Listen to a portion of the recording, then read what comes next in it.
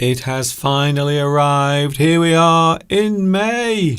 Hello, May. I hope this new month has been good for you so far. Look out the window. We have a rather spectacular view looking out towards the town of Shrewsbury. Today we are back once more. Yes, it is English Addict coming to you live and, dare I say, direct from the birthplace of the English language. You know where it is. I know where it is. We all know where it is. Come on, Mr. Duncan, please get on with it. Join with Mr. Duncan on the live chat. Learn together and have fun.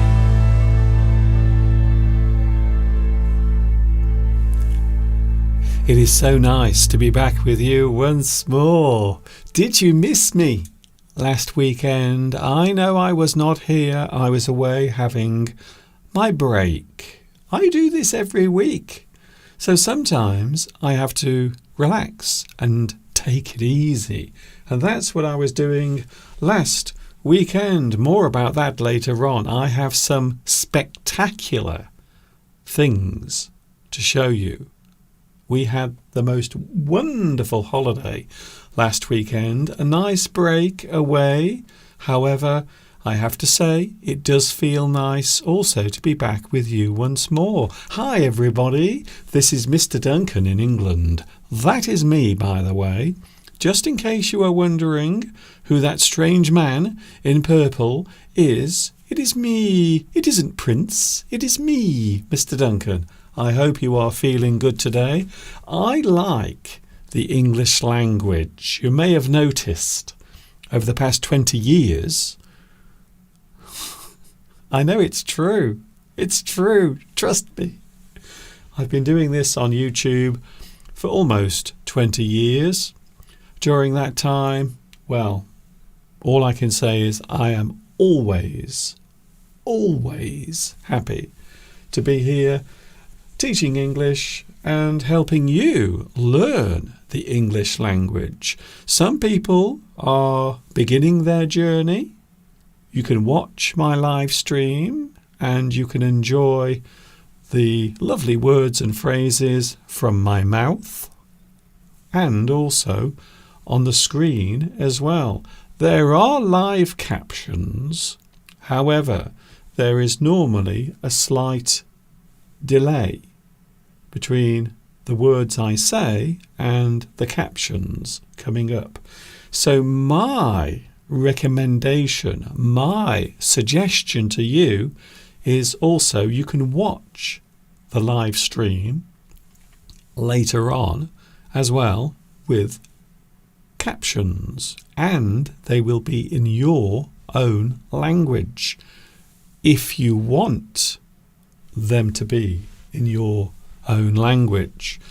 But you can also follow me if you are intermediate. Some people have learnt English, they have reached a certain level, and now they wish to advance their English studies, to go forward, to explore more about the English language. And of course I have people here who are advanced English speakers. They use the English language very well. Perhaps they have a good score in their English test. Maybe their IELTS or their TOEIC score is high. However, you should never stop learning. It is something I say very often, and I'm going to say it again. Never stop learning. Whatever it is you are doing, even if you think you know everything, I can tell you now, you don't. You do not know everything. There is always something new to learn in this world. I hope you are feeling good today. It is May.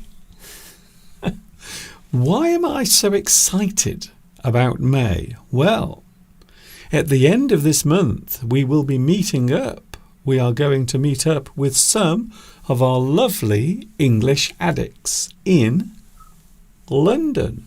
we are doing a rendezvous. We are having another one of those this year as a way of celebrating my 20 years on YouTube. We are meeting up in London. I will put the details on the screen if I can find them. Where are they? Where are the details? They seem to have vanished. I don't know where they've gone. Did I delete the details? Surely not. That does not seem like the sort of thing I would do.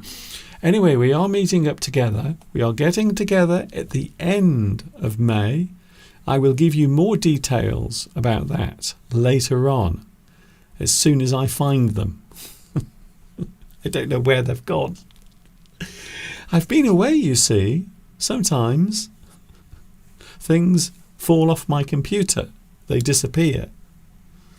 So I will try to find that for you. But we are getting together. If you want to make a note of it, the end of this month, we are getting together with, I believe it's the 30th of May in London.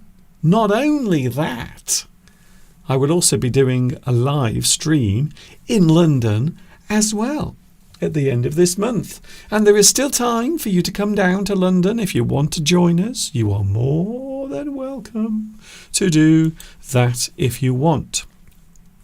I have so much to talk about today because I wasn't here last week.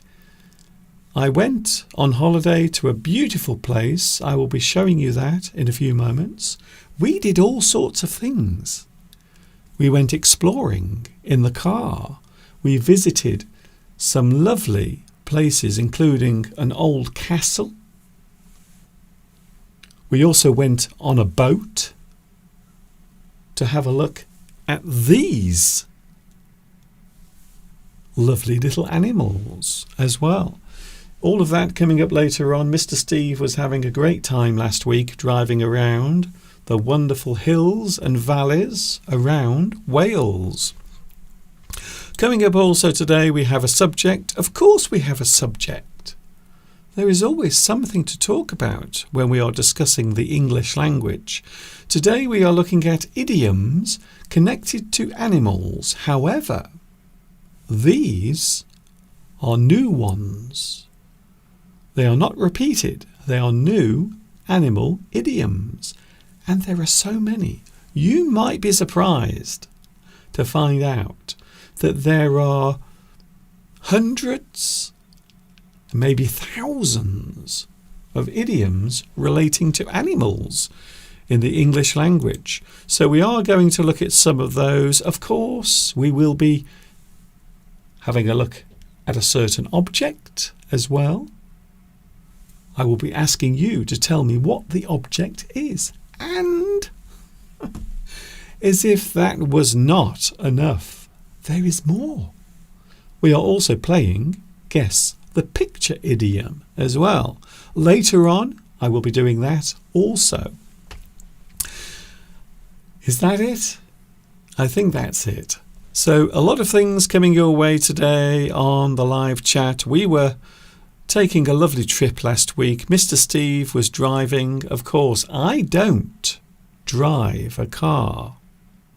Many people are surprised when they find out that I don't have a car. They ask, how do you live? How do you survive without a car? Well, you might be surprised to hear that I do survive quite well.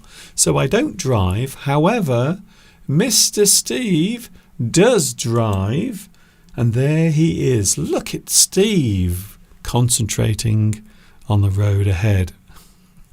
I don't know why. I love watching Steve when he's driving. And there is where we were last weekend, driving through Wales. I have to say, Wales is one of the most spectacular places. If you want to see lots of beautiful scenery, valleys and hills, I can strongly recommend that you visit Wales.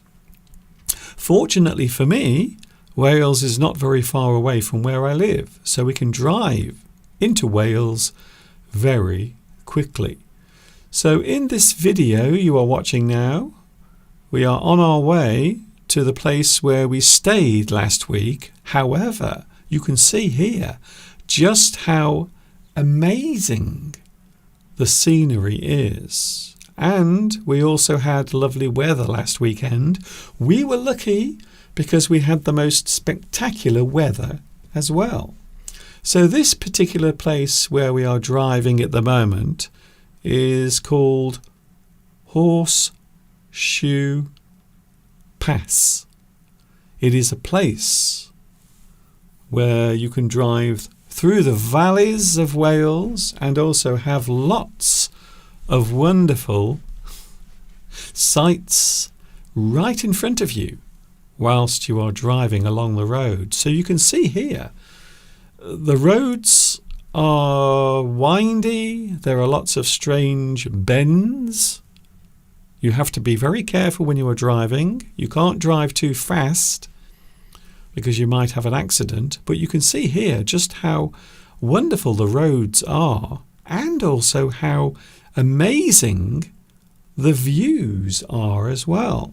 So this is in Wales, a wonderful place, and we were on our way to a place called Anglesey, which is in North Wales. So we did have to drive for quite a long way before we got there.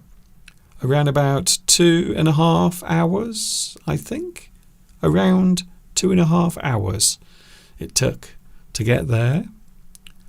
And you can see here, look at this. So here we are approaching the peak of the Horseshoe Pass. And that means that the road actually goes round and round. And you can see the wonderful sights that we were enjoying at that particular time. Of course, I will be showing you more of that a little bit later on. I'm going to show you all of the things we did last week. We went on a boat. We went to say hello to some lovely birds. And also we visited a very unusual castle as well. And the reason why it is unusual is because it was never finished. They started building it, but unfortunately they ran out of money and they couldn't finish it. However, it has been preserved in its unfinished state.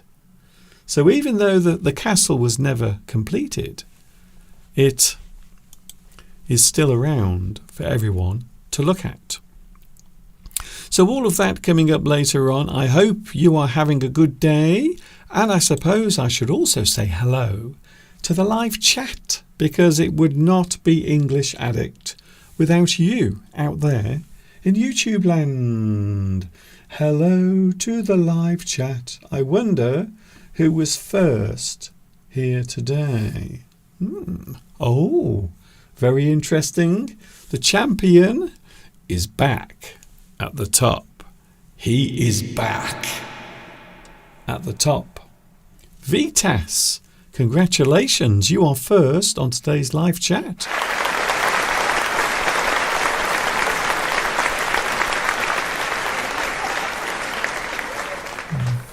Wonderful. Great to have you here. Also in second place we have Beatrice. We also have Barry watching as well. Thank you for joining us today. And of course, he is here. The one, the only. You know who I'm talking about. Luis Mendez is here today. Hello, Luis. Nice to see you back with us also today. We have Albaldissima. Alabaldissima. I hope I pronounced your name right. And also we have Book Vlog as well. Hello, Book Vlog.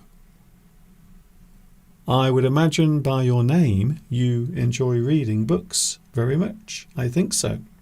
Christina is here.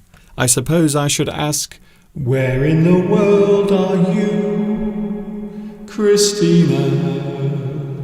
Because Christina is always out and about. Climbing a mountain? Maybe skiing down a mountain? Or perhaps riding her bicycle all over the place. And of course we are meeting up at the end of this month. Christina is one of our guests at the English Addict Rendezvous taking place in London. I hope you can join us as well. That would be so nice if you can make it to London also. Hello to Life Beauty Bits. Hello to Life Beauty Bits. Now I have to say, can I just say something?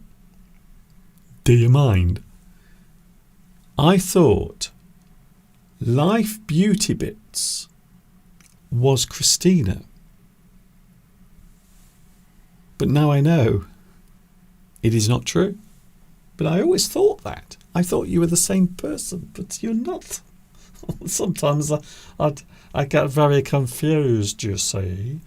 Virgin Iandrone. I like your name, by the way. It's very nice. Virgin Iandrone says, hello, everyone. Hello to you as well. Where are you watching at the moment? I always want to know. I insist on knowing where you are watching at the moment.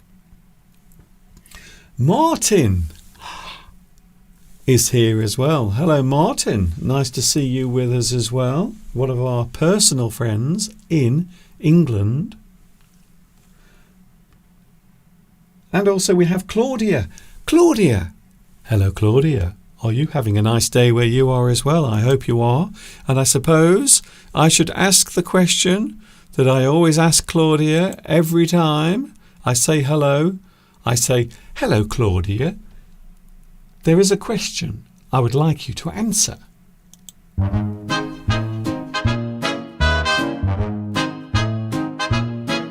What's cooking, Claudia? What have you got in your pot? What's cooking, Claudia? Is it something spicy and hot? Is it something salty or not? Oh, Claudia,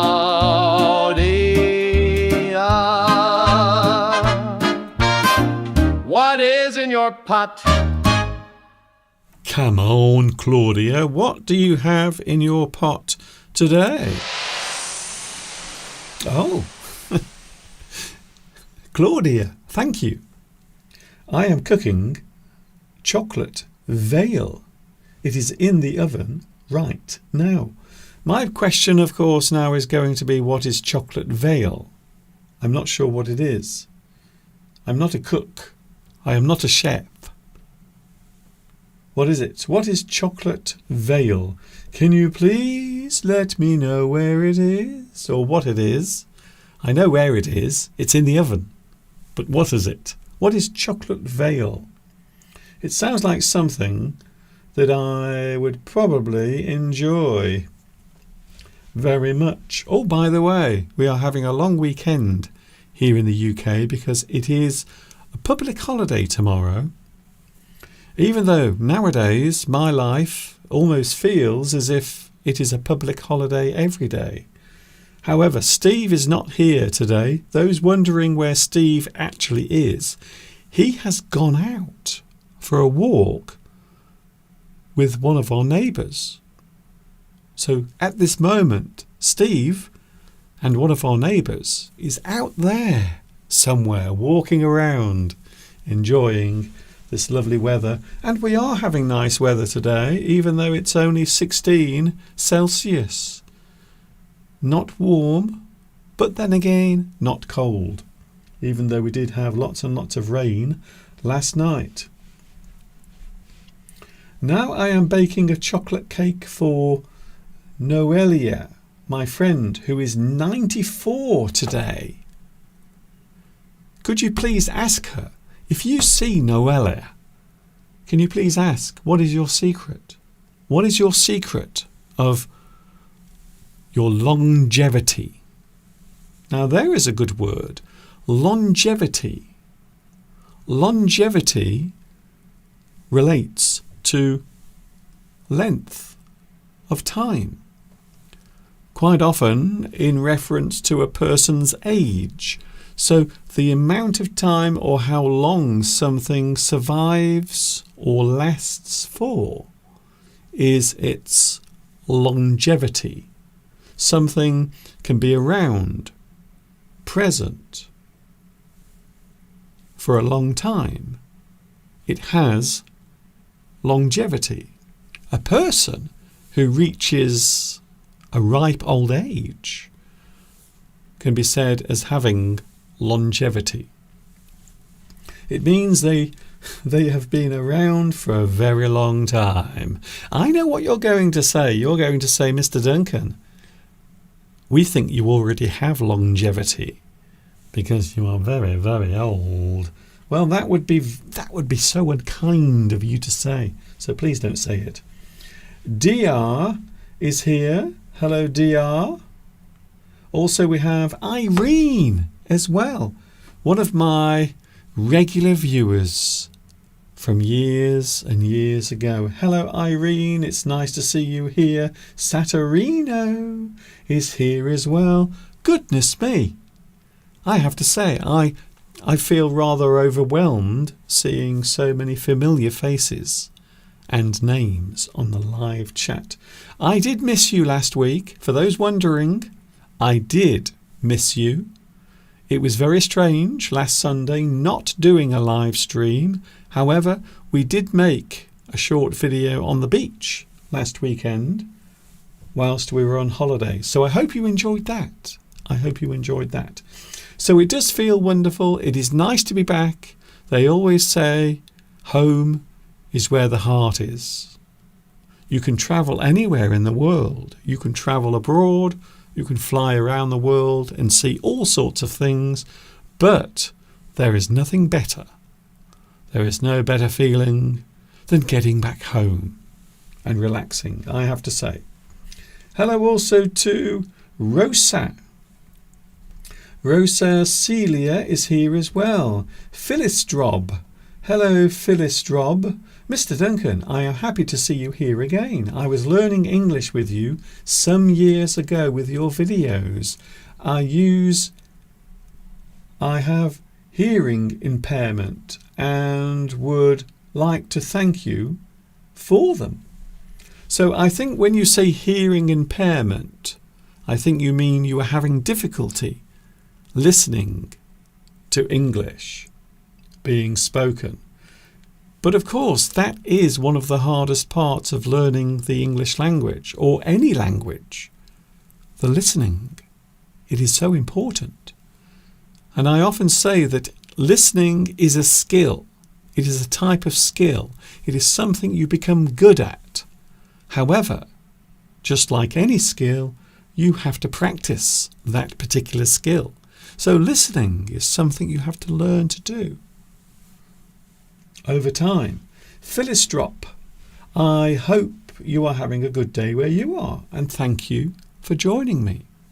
It is always nice to hear from those who my lessons have helped over the years. It always makes me feel very happy to hear from you. So thank you very much for letting me know. I was away last week. Did you notice last week? I wasn't here last week. So Mr. Steve and myself, we went in the car, we drove off, and we had such a wonderful time whilst we were away. Would you like to see a video of our trip last week with some of the moments that we shared together? And those moments I would now like to share with you as well. So here we go. We are going back 1 week. This is what we got up to last weekend.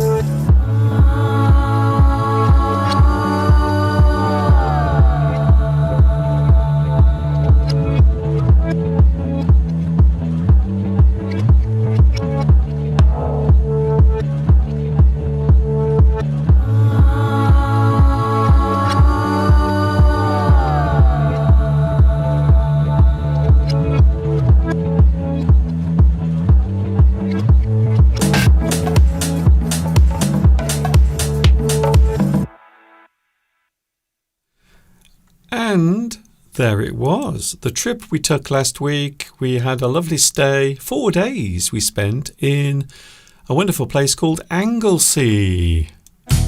Join with Mr. Duncan on the live chat.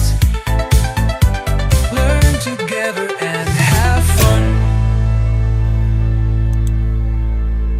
We are here today enjoying those lovely words and phrases of the English language. I hope you are having a good day. Did you enjoy that? I have to say, and I say it many times, Wales is the most spectacular place. It is a place where many people never go to because they either have no interest in going there or maybe they just think it's not a very interesting place to go to. I can tell you now, it is an amazing place to visit and stay in. So it was a nice time. We had the most spectacular time. I suppose, really, we could have stayed much longer, but we had other things to do, including this, you see. There is always something that has to be done, and quite often it involves this thing you are watching right now. So I hope you enjoyed that. It was a lovely time, and of course we got to see some very unusual birds. A very strange looking bird, and I will show you on the screen right now. There it is. The puffin. It's a great bird. A wonderful bird, and you can see I have some here in the studio as well. Some lovely puffins. They are a type of seabird and they often exist on islands or remote places away from people for a very good reason. So that is something we got to see the other day. Lots of them were in the water together, swimming around. And at this time of year, apparently the puffins are all mating. They are getting together. They are trying to find each other. Oh, hello. Oh, hello. Oh, nice to meet you. What's your name? My name is Mrs. Puffin. Oh, my name is Mr. Puffin. Shall we get together and start a family? Oh, yes, that sounds like a good idea. Let's do that. Ooh.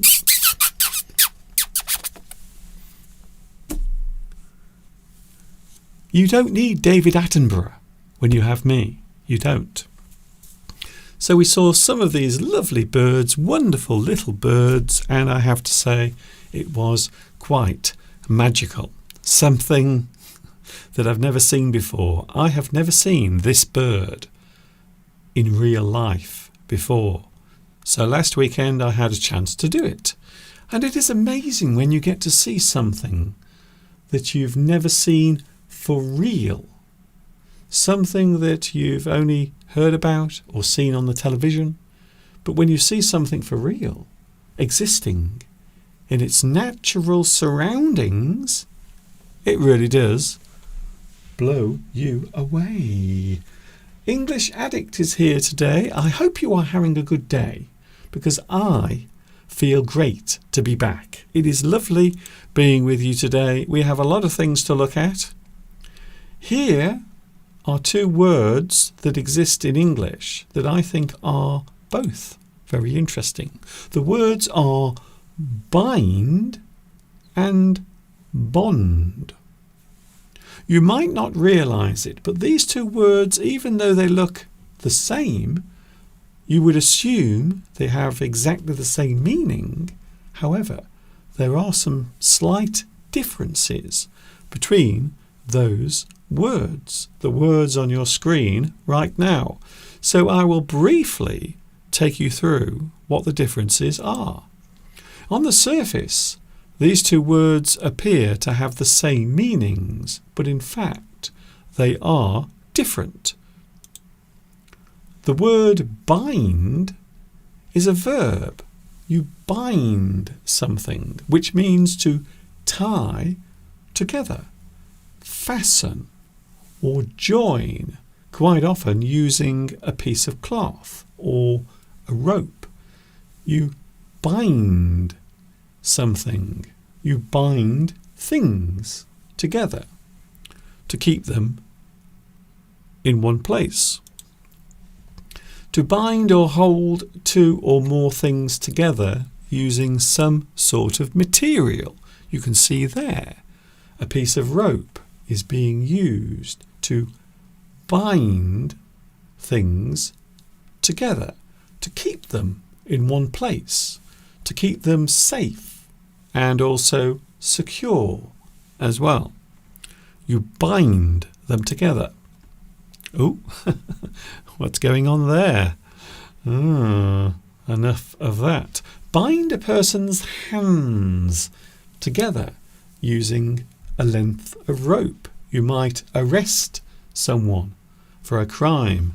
You will bind their hands together.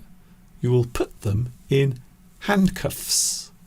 Here you can see a piece of rope is also being used to bind a person's hands together.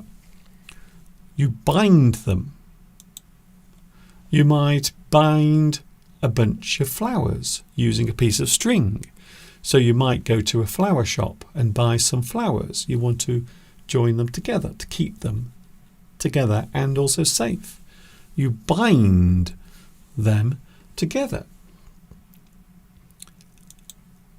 You might bind a person in a contract. An agreement is signed. So to bind two people together, you are using the contract to bind them in an agreement. The contract is the thing that you use to bind someone to something else. Maybe you are a musician or a singer and you want to have someone publishing your music.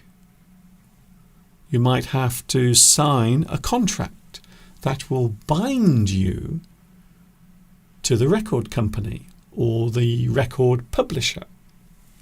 Bind. You bind yourself in a contract. We can also use the word bind figuratively to show a problem or some sort of difficulty that you're having. If you have a problem in your life, something that you are finding hard to put right, you can say you are in a bind. You have a bind, something that you can't put right, a problem that you are trying to solve, difficulty. We often say that you are in a bind. So this is an expression we often use in English when we are showing that we have a big difficulty or a problem. We want to solve the problem.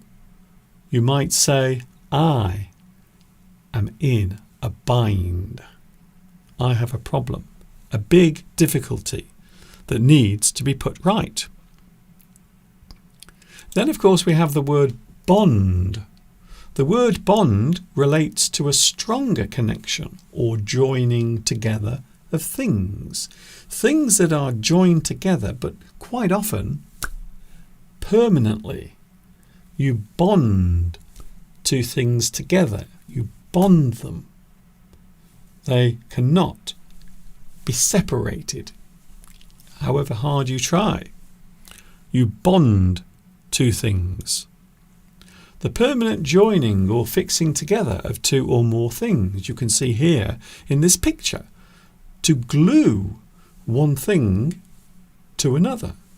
You bond those two things. They are going to be fixed together quite often permanently. You do not want them to come apart. You bond one thing with something else permanently. It will not go away. That thing is permanent. The fixing together of two things is a bond. So you bond something together.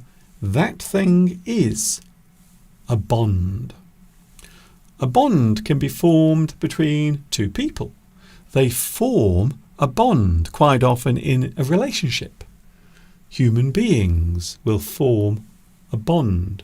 They bond by getting to know each other. They form a close relationship, just like the puffins. You see, they do the same thing. They also form a bond, which is true because they do bond for life. So when two puffins meet and fall in love, they stay together always. They always stay together, which I think is lovely. It's very romantic, actually. So bind, generally speaking, is to tie or wrap something to hold it together.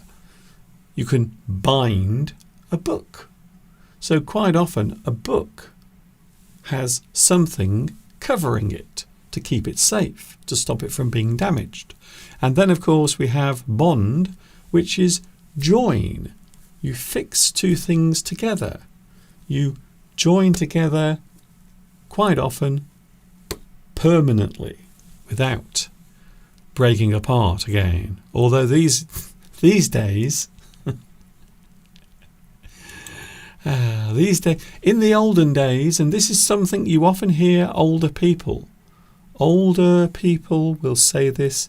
I remember people never got divorced.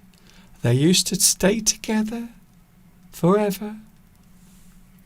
So I suppose marriage is not a good example of that, because you might get together with someone, you might create a bond. However, marriage these days is not necessarily a permanent thing. And I'm sure a lot of people would agree with that. I love my little puffins. Aren't they great? I brought these back last week just so I could show them today. Isn't that lovely? It took me such a long time to catch them. It really did. The live chat is busy. It's nice to see you here today. And as you now know, and as you can see, we do talk about the English language. We have the mystery object coming up in a moment. Are you ready for the mystery object? That will be coming up in around about 2 minutes from now. Don't go away.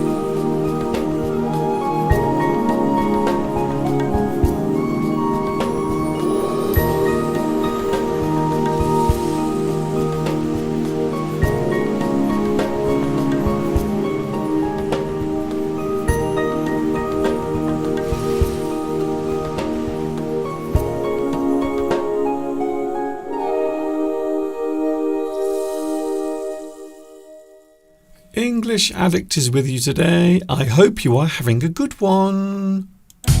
Join with Mr. Duncan on the live chat. Learn together and have fun. We're We are having fun today. I hope you are having a good Sunday where you are in the world.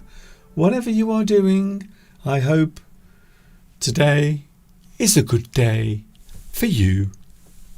And I hope having me in your day makes your day better than it may have been had I not been here. Here we go then, the mystery object. Are you ready for the mystery object? Now this is something I started a few weeks ago and it has been very popular. So I'm now thinking perhaps I should do it every week.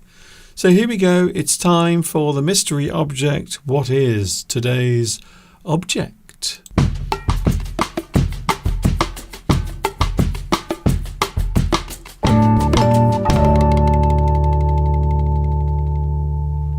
Come on, Mr. Duncan. What is today's mystery object? Okay.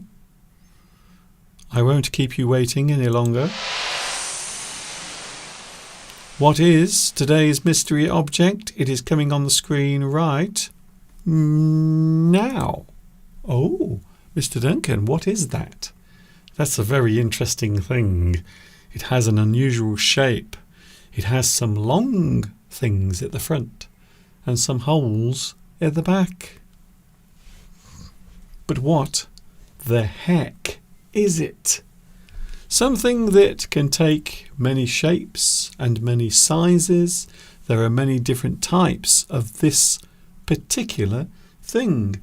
We have a certain word that we use generally to describe this particular thing because there are many different types of this actual thing.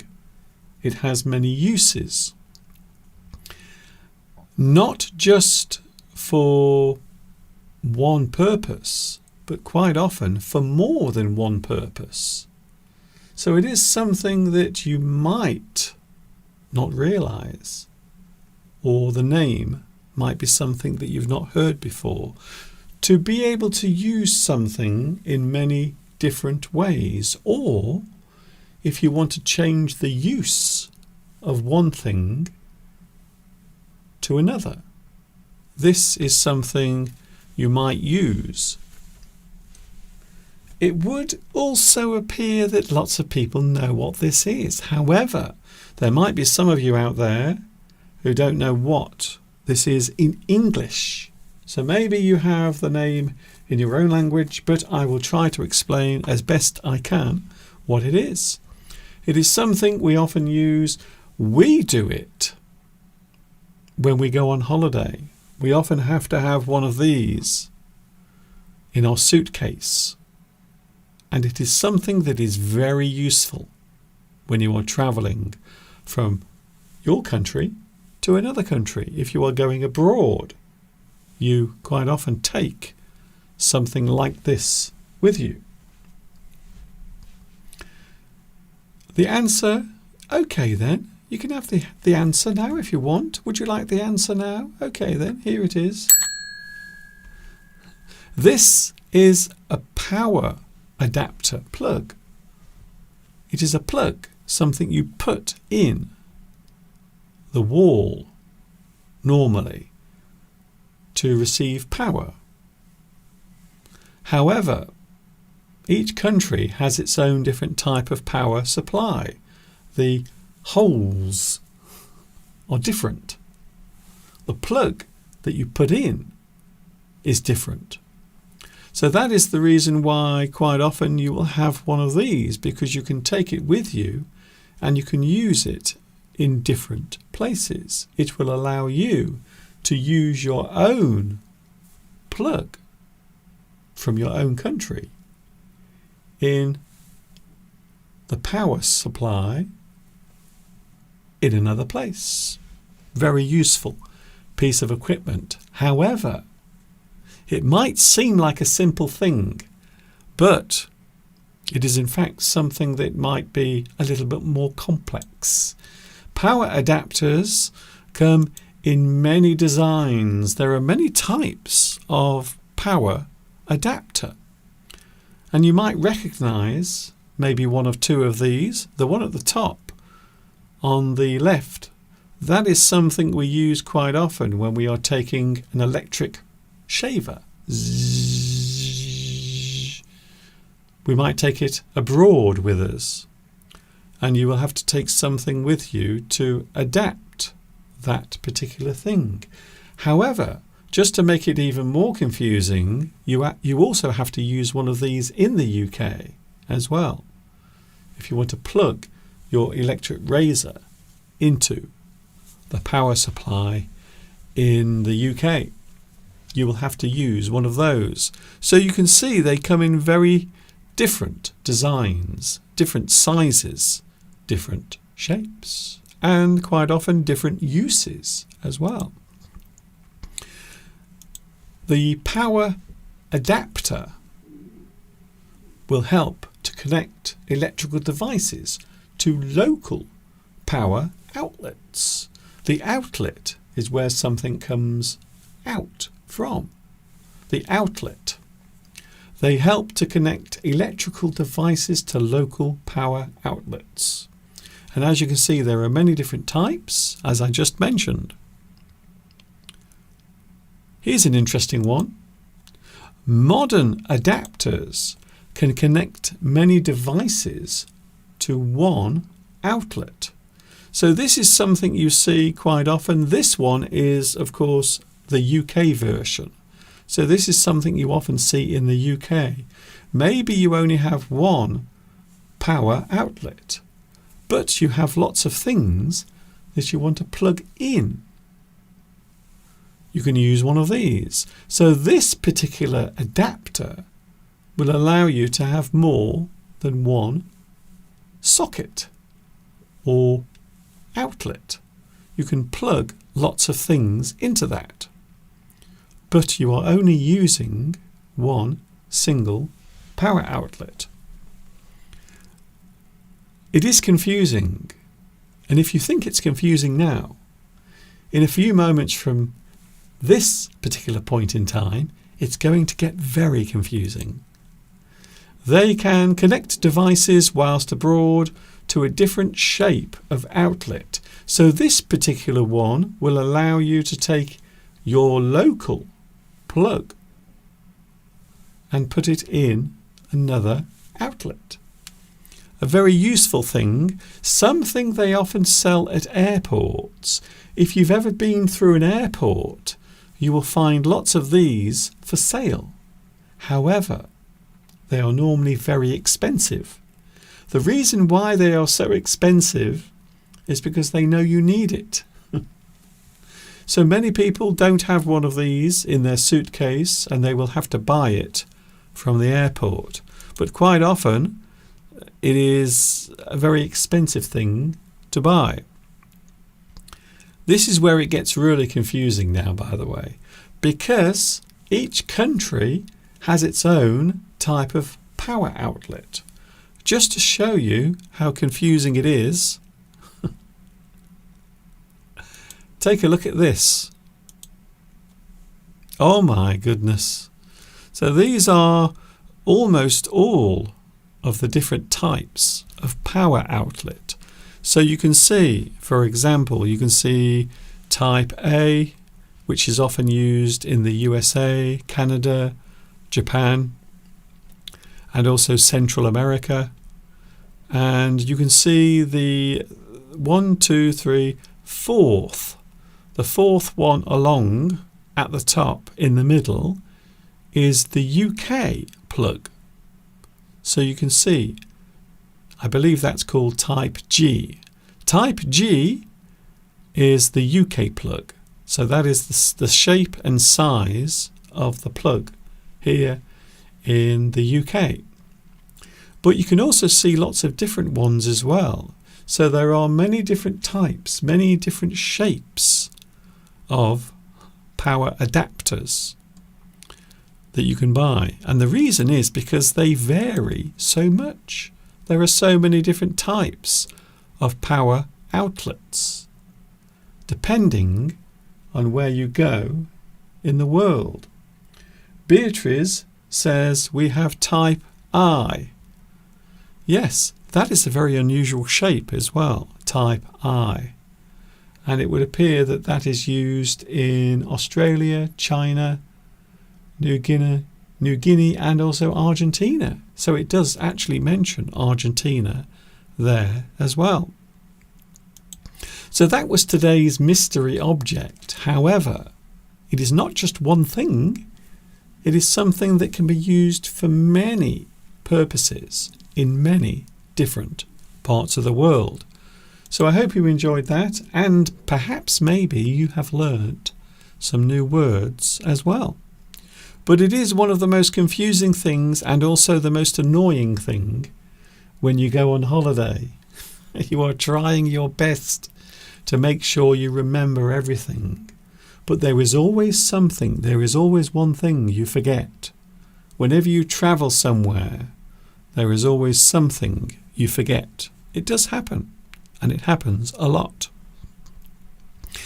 English Addict is with you today. Another quick break, and then I am back because we have today's big subject. We are looking at words and phrases connected to animals, idioms and phrases. Lots of new ones that perhaps you've never seen or heard before. All of that coming up in a few moments from now.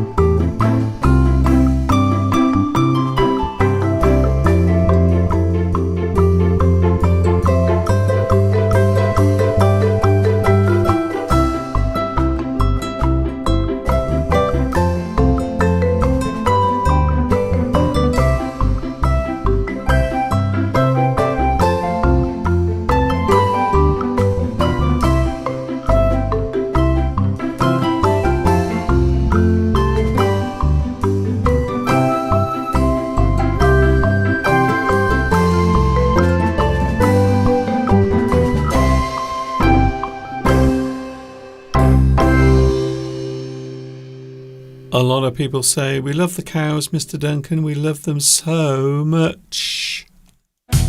Join with Mr. Duncan on the live chat. Learn together and have fun. I hope we are having fun today. Just after 3 o'clock, 1 minute past 3 o'clock in the afternoon here in England, which also happens to be the birthplace of the English language. I hope you are enjoying your day today. I am. I feel happy to be back.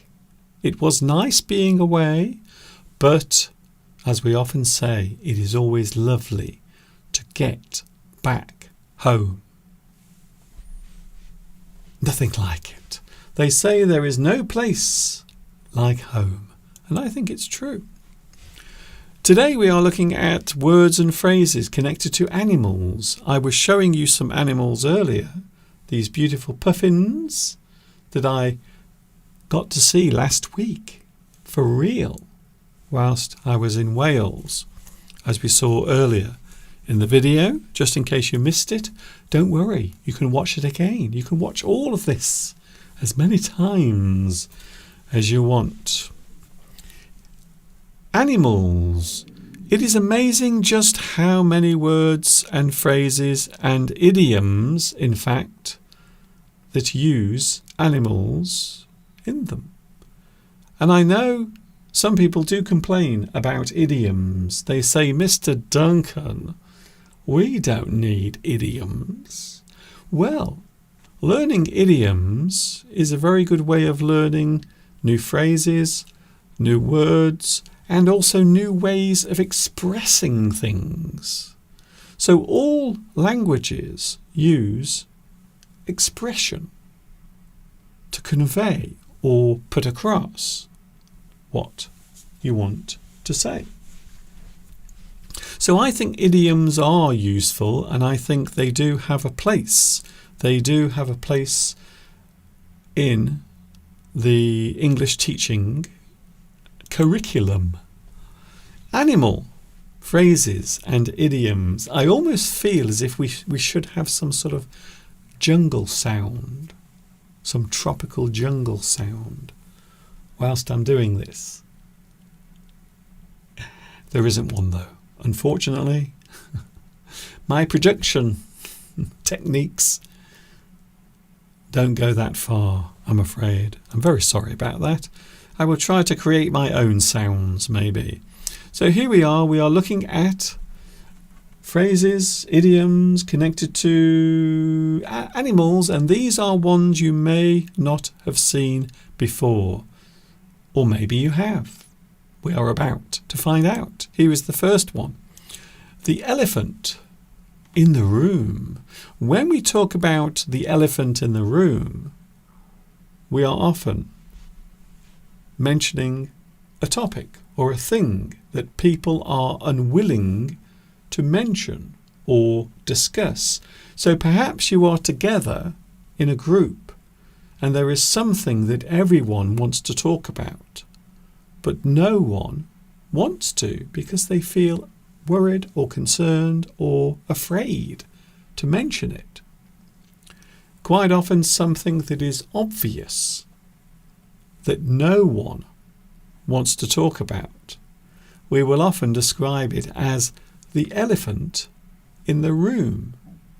Something that everyone wants to talk about, but no one will mention because they feel worried about it. They don't know what the effect will be.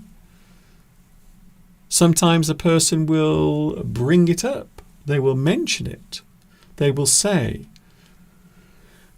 I think it's time that we talked about the elephant in the room. And then, of course, everyone in the room will know what it is you are about to say, because everyone is thinking the same thing. So it is an interesting expression, and that is why we often say it. Something very obvious, something that is clear and can be seen, or something you are aware of, but no one will mention, is the elephant in the room. Also, whilst we are talking about elephants, a thing can be a white elephant. You can describe something as a white elephant, something that has been heavily invested in financially, but has little use or purpose. Governments, local councils will often spend lots of money on something that turns out to be useless. It will often be described as a white elephant. A building, a statue, a monument. They spend a lot of money on it, but then it seems to be a waste of money. It seems to be something that serves no use. It serves no purpose. We can describe it as a white elephant. A very interesting expression. Whilst we are in the jungle, we have a tiger now. Unfortunately, we don't have a tiger sound. I'm ever so sorry. Was that good? Well, at least I tried. Tiger by the tail, an expression we often use, a difficult endeavour that is hard to control and manage, something you are about to do that is not easy to maintain or control. You can say that you have the tiger by the tail, or you have grabbed the tiger by the tail. Something that is hard to control. So this is a good one because you can imagine the situation where you are trying to hold a tiger by its tail. And yes, the tiger is not very happy about it. It is very hard to control. It will resist. It will fight back. It will be hard to control that particular thing. To have a tiger by the tail. Talking of tigers,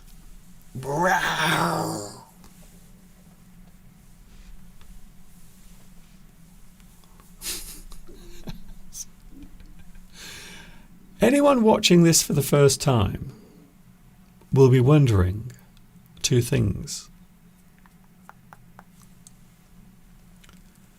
Who is this guy? And is he crazy? Just a little bit. Paper tiger is a good one. We often hear this in politics when countries are discussing another country, or the government, or the military of another country. We will often describe it as a paper tiger, something that appears strong and powerful on the surface, but in reality it has little strength. It appears strong and powerful, but in reality it is not. It is a paper tiger. To appear strong and powerful on the surface, but in reality have little strength. It is all something you are saying or doing to make yourself appear powerful and strong, but underneath, in reality, there is no strength there. It is something, I believe this was an expression that was coined during the 1950s. I think so. I think they described, it was either China or Russia was described as a paper tiger. I have a feeling it was China. I think it was China. I'm sure someone is going to correct me if I'm wrong. But I think it was China originally. Oh, look. Oh, isn't that lovely? Oh. It's a little dog. There are some expressions including the dog or involving one of these little lovely furry animals. Aren't they great? Unless, of course, you are walking along the road and you step into its poop. And then it's not so much fun. Dog days. Dog days. Have you ever heard of this expression before? Dog days, a hot day when it is too hot to do anything, or a period of lethargy. Lethargy, the feeling of not wanting to do anything. Lethargy, the feeling of having no energy. You want to just relax, sit around and do nothing. We often describe them as dog days, because on a hot day, quite often you will find the dogs are asleep. They don't want to do anything on a hot day. So when we describe something as a dog day or dog days, it is a hot day when it is too hot to do anything, or a period of lethargy. Lethargy, to have no energy. You don't want to do anything. Lethargy. Oh, there we go. I knew someone would correct me. It was actually China. Apparently, it was China who described the USA as a paper tiger. Okay. Well, I was kind of right, because I did say it referred to China. Swan song. Oh, yes. Now, this has a slight sad feel to it. Swan song. At the end of Swan Lake, the swan is dancing and swimming for the last time before it dies. The swan song, a person doing something for the final time, is performing their swan song. Maybe a singer is performing for the last time ever. That is their final song. It is their swan song. So when we talk about a person doing a swan song, it means they are doing something for the last time, the final time. A person is doing something and they will never do it again. Like me, for example, one day, and I know it's hard to believe, as I stand here looking so young and vibrant, one day I will do this for the last time. I might realise it, I might not realise it. But one day I will stand here in front of you and I will talk like this, and it will be the last time I ever do it. It will be my swan song. Well, that wasn't very happy, was it? Oh, here's another one. Another lovely bird. Sitting duck. When we describe something as a sitting duck, it means an easy target, a thing that is easy to attack due to its vulnerability. To be vulnerable means easily attacked or harmed. You are vulnerable. You are in the open. Something bad could happen because you are vulnerable. Just like this little duck swimming around the lake. If you are a person who likes hunting, then this sitting duck will be very easy to shoot.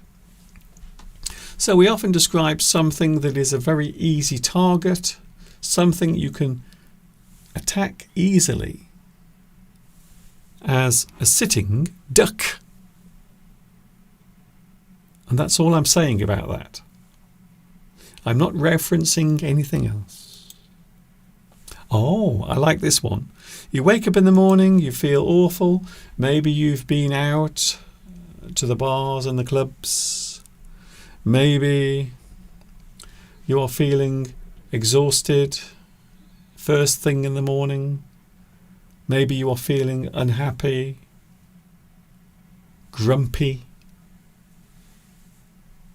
You are not very happy at all. We can describe you as having or being like a bear with a sore head. A bear with a sore head, an irritable or bad-tempered person might be described as a bear with a sore head. I feel terrible this morning. I feel like a bear with a sore head. Oh dear, I feel terrible.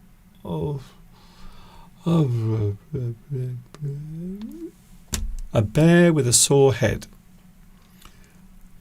A person who is irritable, bad-tempered, maybe they just feel annoyed about something. But quite often, if a person is bad-tempered for a reason, if you have a reason to feel unhappy, angry, irritated, you are a bear with a sore head. Here's another one. You might do something parrot fashion. Parrot fashion. So this means that you are doing something in a certain way. Quite often, you are repeating something. Quite often in English, people might learn English parrot fashion. It means they are listening to what someone is saying and then repeating it directly, parrot fashion. Because of course, this particular type of bird is very clever. It can copy or mimic the sounds it hears, including human voices. So, to copy or mimic something without questioning it, you do it parrot fashion. You are repeating something verbatim, as it was said. It can also be used as a teaching method as well if you are teaching a foreign language, such as English. You will do it parrot fashion. Oh, maybe you go somewhere for your holiday. Maybe you go somewhere exciting. For example, last weekend I went for a lovely holiday. I had the most wonderful time in North Wales.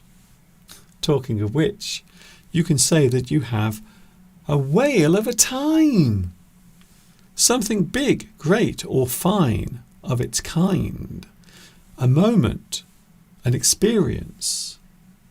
A whale of a time. You had an incredible experience. Something you really enjoyed. You can say you had a whale of a time. We had a whale of a time at the party. Mr. Steve and me, we had a whale of a time last weekend in Wales. So quite often you will use whale to mean something fine, big, or great. Normally, in this particular phrase, you have a whale of a time. You have a wonderful time, enjoyable, memorable. Here's a good one. This always reminds me of my time in China. A lot of people said, Mr. Duncan, you are working here in this dusty city in China. You are a big fish in a small pond.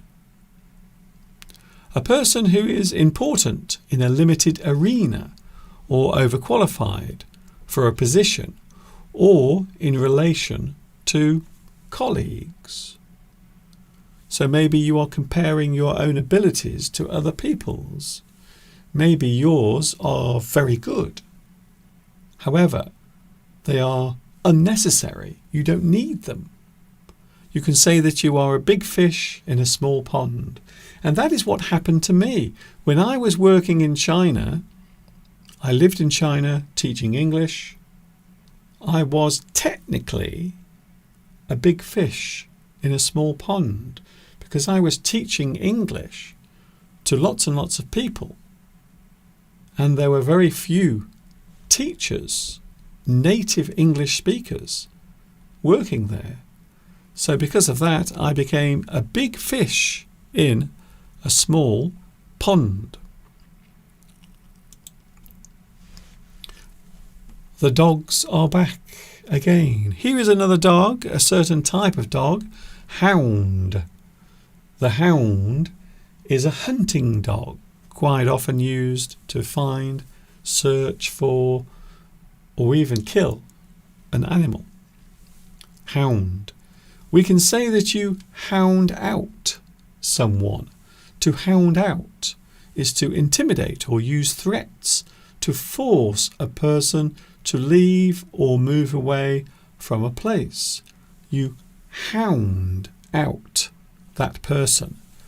You force them to leave or move away, quite often by using intimidation. You say things, you do things to force them away. You hound out that person.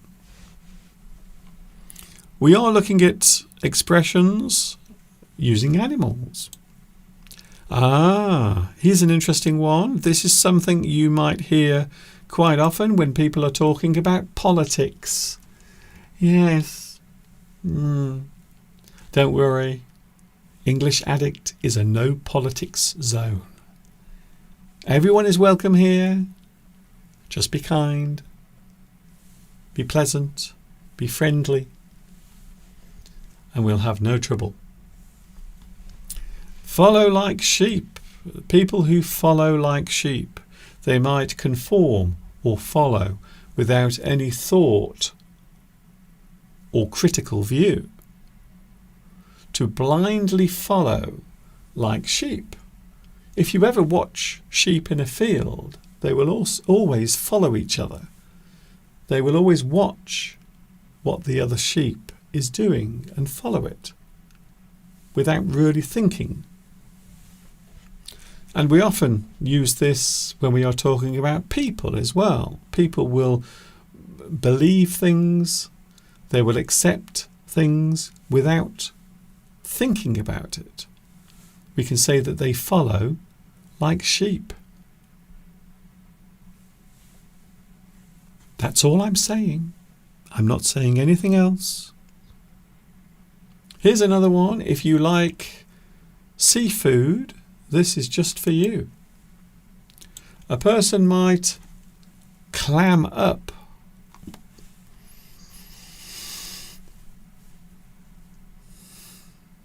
To go silent and say nothing, quite often whilst under pressure. To be unable to speak. You clam up. Just like a clam, you see? So the clam closes. A person might close their mouth and be unable to say something, or maybe they refuse to say something. They are staying quiet on purpose for a reason. To clam up, to go silent and say nothing. Perhaps you have been arrested by the police and you have been taken to the police station and they ask you questions, but you say nothing. You clam up.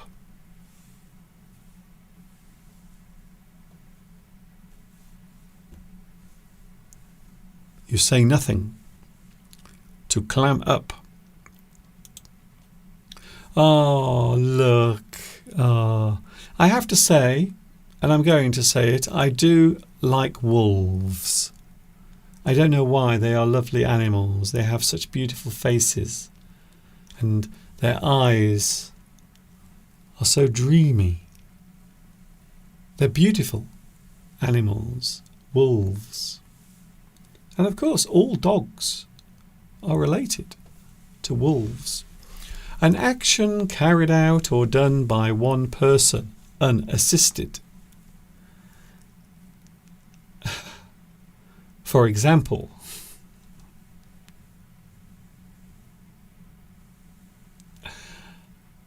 a lone wolf gunman. Or gun lady, of course, don't forget, gun lady. Ladies can also have guns. So it could be a lone wolf gunman or a lone wolf gun lady. An action carried out or done by one person. We will often describe it as a lone wolf incident. It normally means only one person is responsible. They are only looking for one individual, not more than one, just one. A lone wolf. If only there was a situation, a recent situation that I could use as an example. I can't think of any. What is that? Hello? What is it? What are you? I don't quite know what you are. It says on the screen that you are a ferret. Are you a ferret? Because you look really weird. What a strange looking animal. You ferret through something. Maybe you are searching for something in a hurry. You ferret through.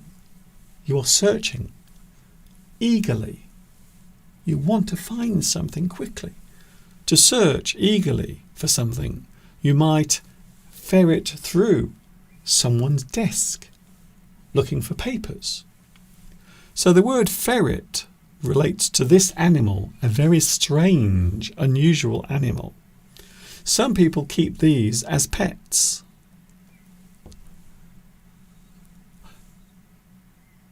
I'm not being unkind, but I have to say they do look like giant rats. So if you are a fan of ferrets, if you love ferrets, I don't know why. I don't like them. They make me feel a bit uneasy. To search eagerly for something, you ferret through something. An interesting expression. No, not another one. What is that? Oh, I know what that is. It's a beaver. Have you ever seen a beaver? I've never seen a beaver close up. I've never been close to a beaver, ever, in my life. I've seen them in movies, but I've never seen a beaver in real life, ever. Beaver, to work industriously or steadily.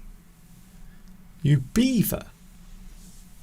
Rather like this animal. This animal is always busy doing something. Building a dam to keep the water in. Beaver. So this is often used to describe a person who works industriously. They're busy working. They love working so much. Or steadily. I will beaver away until the work is done. You beaver away. You do it over a period of time. You are working very hard. You are working like a beaver. What about you? Have you ever been close to a beaver? Have you ever seen a beaver in real life? I haven't. I've never had one in my hand. I've never stroked a beaver, ever. I'm sure some of you will not be surprised to hear that. So there we go. Lots and lots of interesting expressions relating to animals. And you might be surprised to find out there are many more. There are so many idioms relating to animals.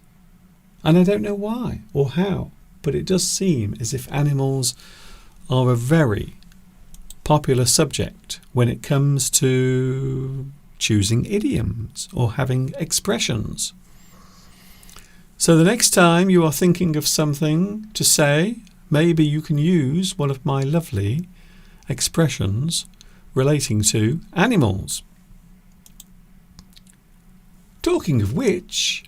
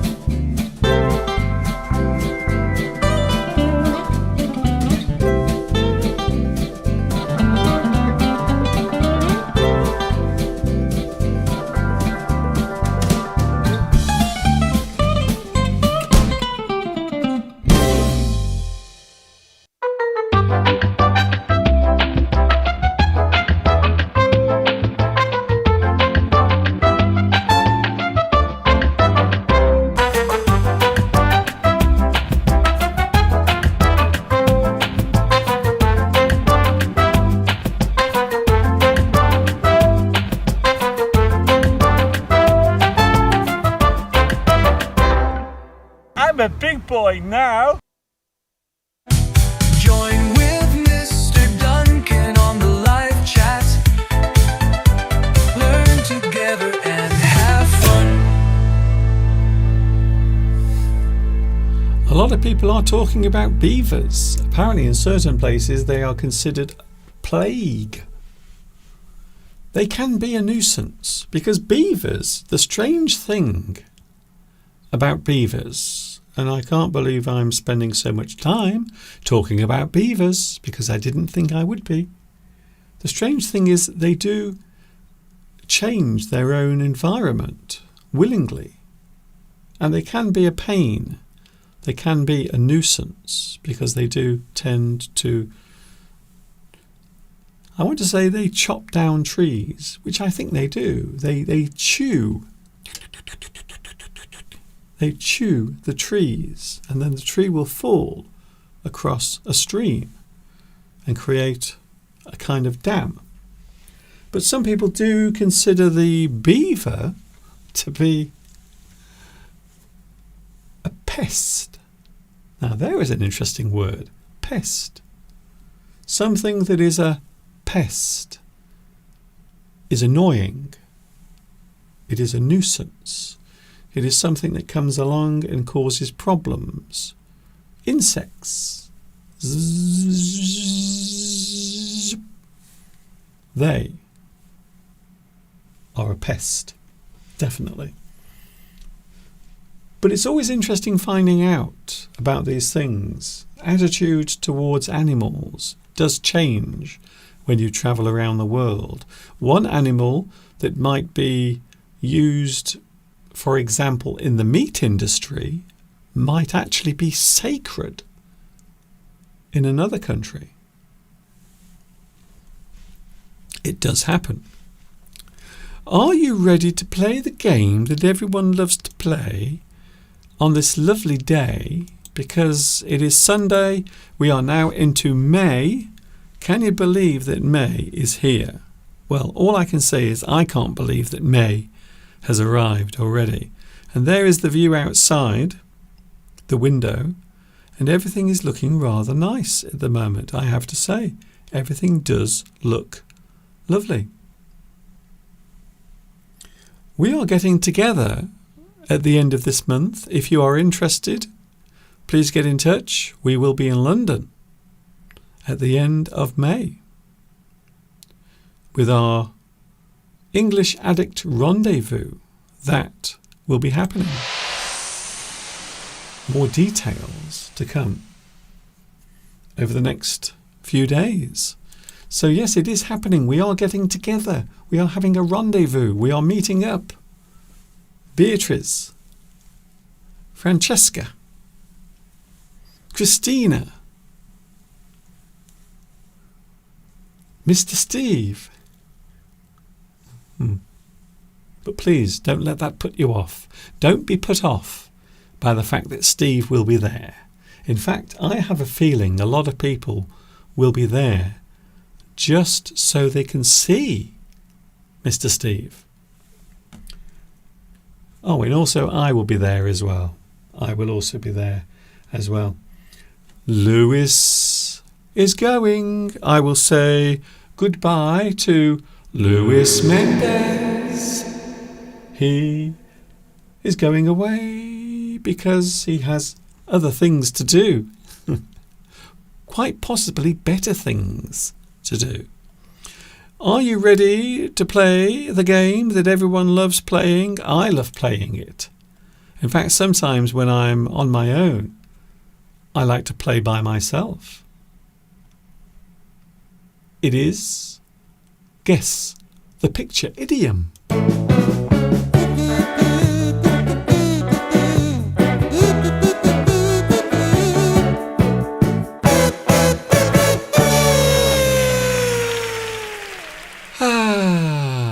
Many people have said, Mr. Duncan, we love your picture idiom game. However, sometimes it's too difficult. Well, today, I say this every week. Today I'm going to try and make it easier, but I know that it will not be. Already. I can already hear the complaints coming in. There they are, the complaints. Why do you make your picture idiom so difficult? Here is today's first picture idiom. Are you ready? Because I'm not. There it is. It is a well-known expression in English when a person decides to fight. A person might decide to become angry or to retaliate without holding back. So a person who is maybe attacking or retaliating, they are returning that annoying thing back. We use this expression. It is one that many people use from time to time. It is a popular expression when we are talking about an argument that is taking place between a couple of people. Two people are arguing, and then slowly it becomes more and more aggressive. Perhaps this expression will be used if the two people involved in the argument suddenly decide to start fighting. It is an expression we use when a person decides, that's it, I've tried to be nice, I've tried to be gentle, I've tried to be kind, but you do not want that. So now this expression. Some very interesting, yes, very interesting. Some interesting answers are coming through today, and it's very nice to see them right in front of my eyes. Thank you very much. Yes, Flower, Beatrice, Marcia. Oh, Claudia is going. Claudia, I hope you have a nice time, Claudia, celebrating your friend's birthday. 94. That's amazing. Amazing.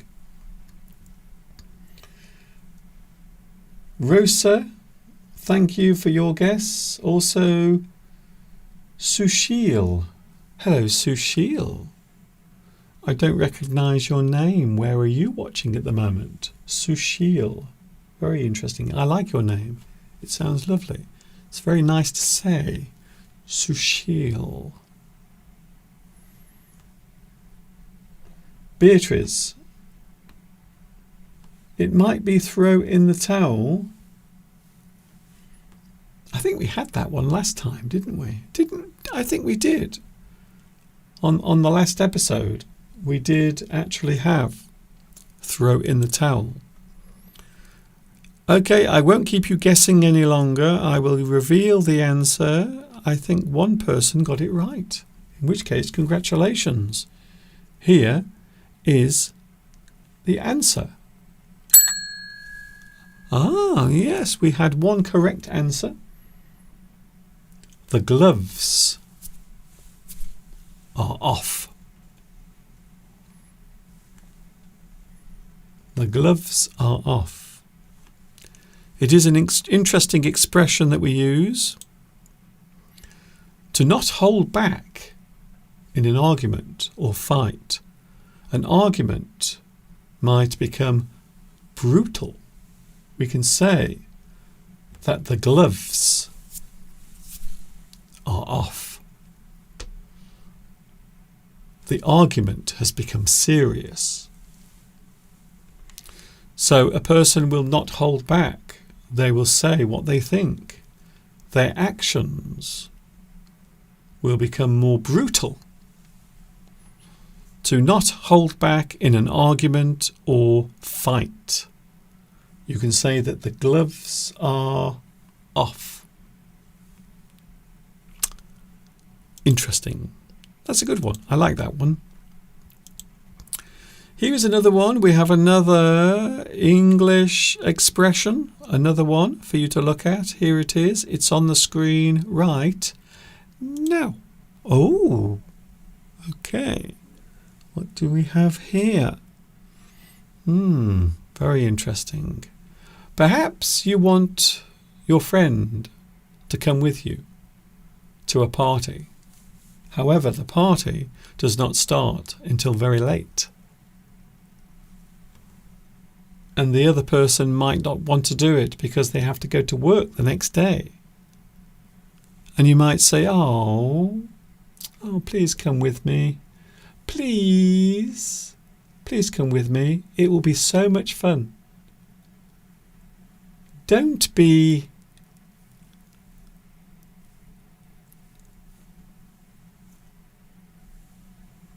one of those. Don't be that. There. Come on. Please come with me. It will be lots of fun. We can have a great time. We can dance. We can have a great time. We can see the sunrise together whilst the music is playing. But your friend does not want to go. Your friend is not interested. And you will say, oh, don't be such a that.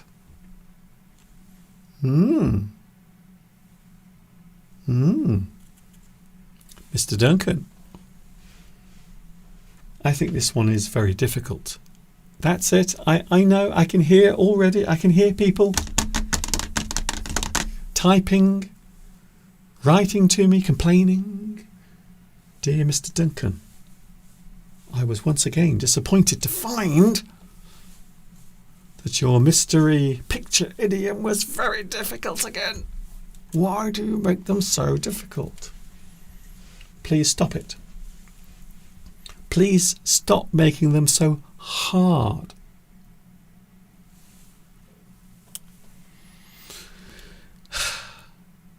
Here is the answer. For those wondering what the answer is, I will give you the answer right now because this is part of the game, you see. This is part of it. This is part of, I show you and then I reveal the answer.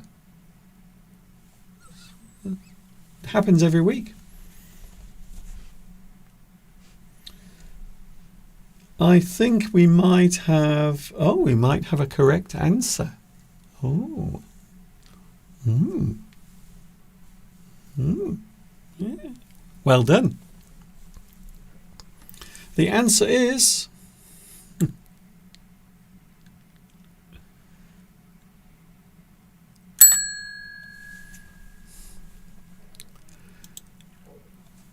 a stick in the mud.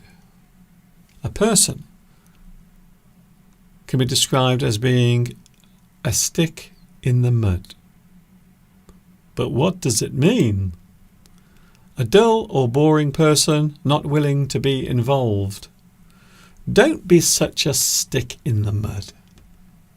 A person who does not want to be part of something. Maybe you are going to a party. Maybe you are going somewhere and it's going to be really exciting, but you don't want to do it. Or maybe you are at the party. So maybe you are at the party with your friend. And you want to have a dance. You want to dance because you love dancing so much. Like that. You see? Dancing. But your friend does not want to. You might say, oh, come on. Come and have a dance.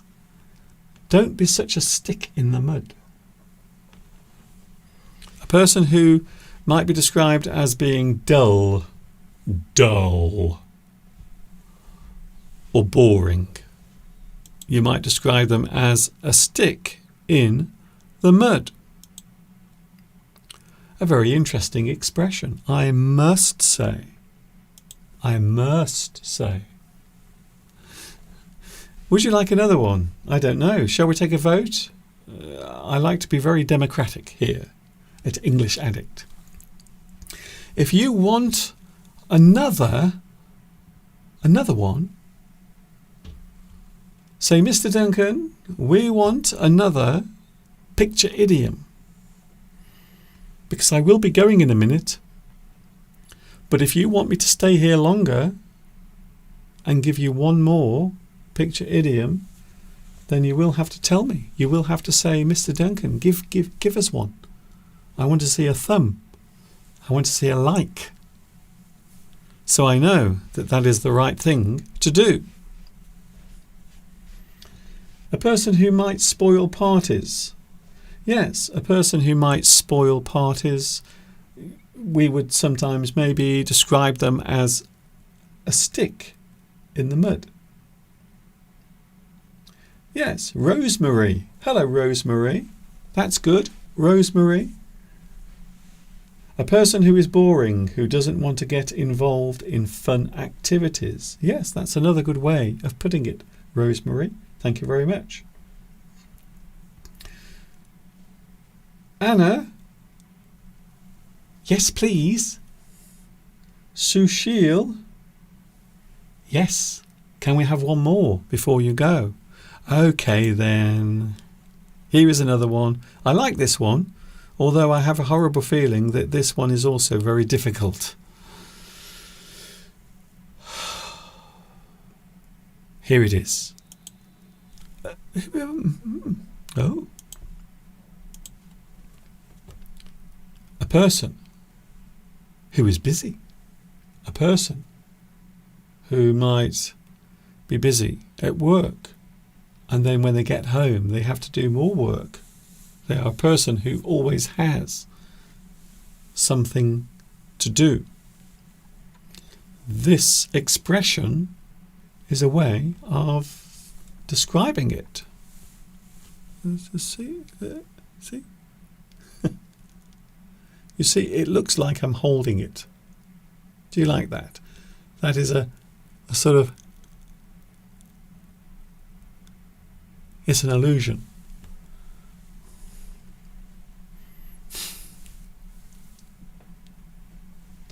Sushil, thank you for your guess. I have to say, that looks delicious. Because you might not realise it, but during today's live stream, my stomach was making some noises. Some horrible noises, and the reason is I'm hungry. I'm hungry. So that looks very nice. Donuts. I can't remember the last time I had a donut. I haven't had a donut for a long time. A very long time indeed. So what is it? Maybe a person who is too busy. Maybe your friend wants you to go out with them. But you can't. Because of this. Because of this. This is the reason why you can't see them tomorrow. This is the reason why you can't go out tomorrow with them. You can't make any plans in your diary. Because of this. This is the reason. Thank you, Rosemary. Beatrice. Yes. Interesting. There's some very interesting guesses coming through. Very good. Mesa Planet. Mesa Planet. Is it your eyes are bigger than your stomach? That is a very good guess. A very good one. A very good one. But what is the answer? I will give you the answer now. A person who is busy, maybe they can't make any plans because they have a lot of things that they have to do. we might use this particular expression.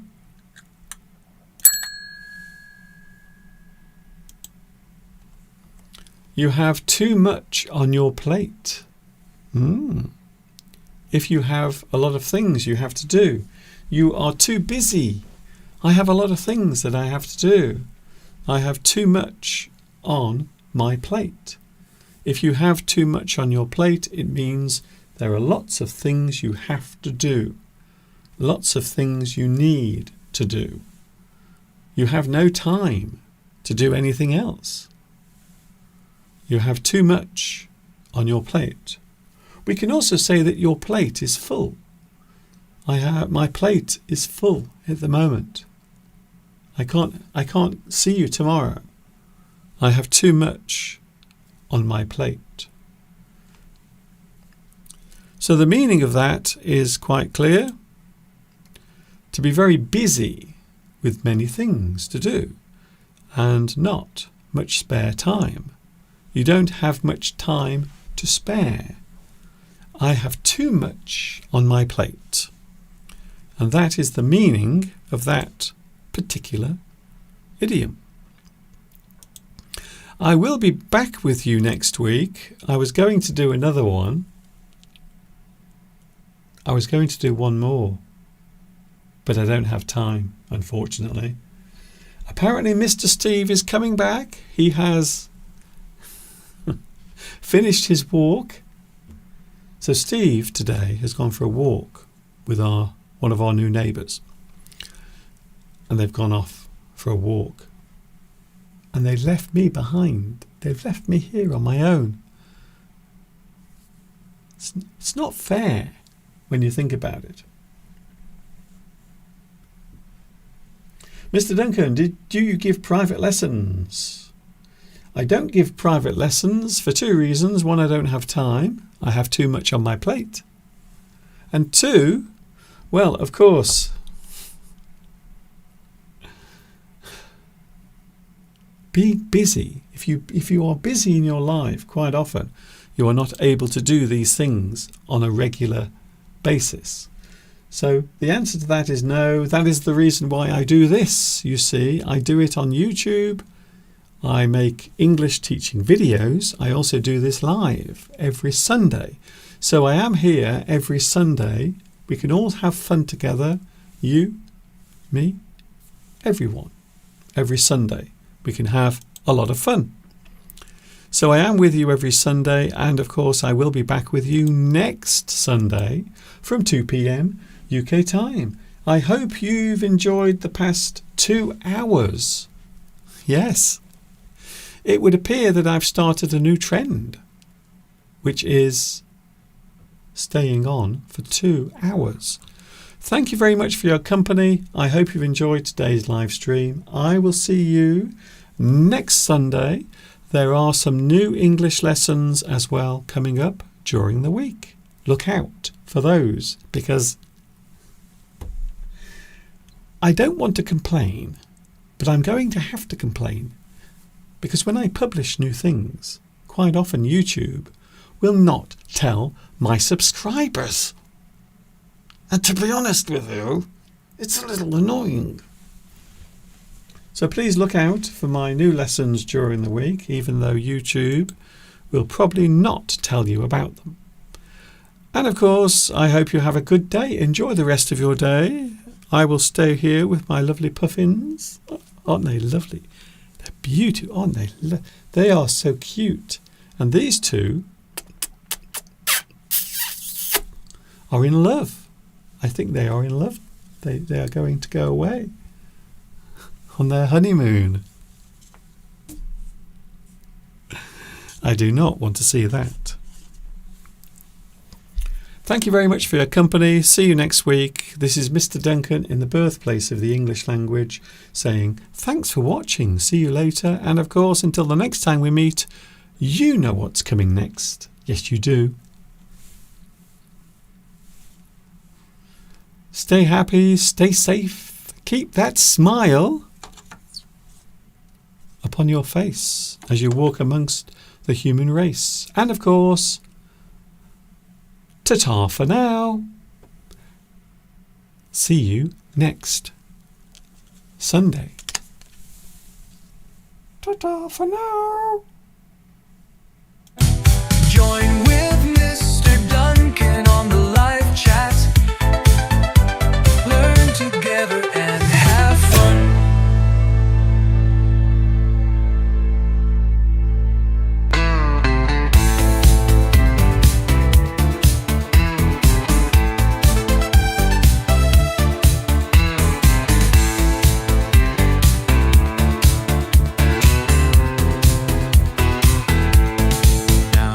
It's time to say goodbye to Duncan and all the lovely words and phrases of the English language.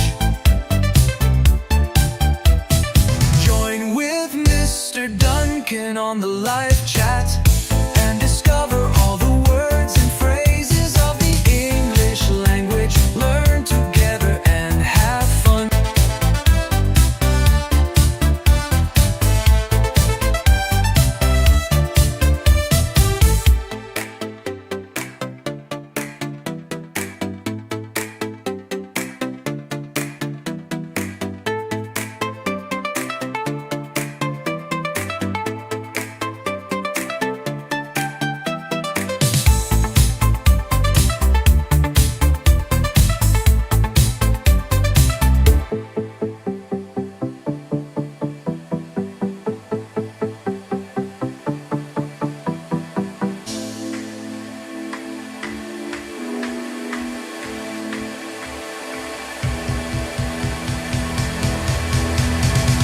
Join with Mr. Duncan on the live chat.